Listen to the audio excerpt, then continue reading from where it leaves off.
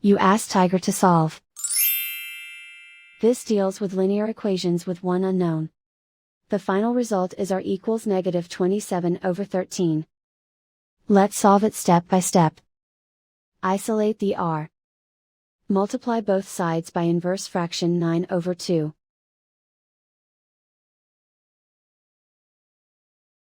Group like terms. Multiply the coefficients.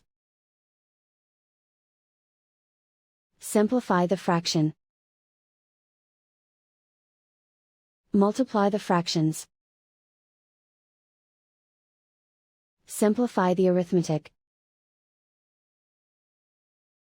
And so the final result is r equals negative 27/13.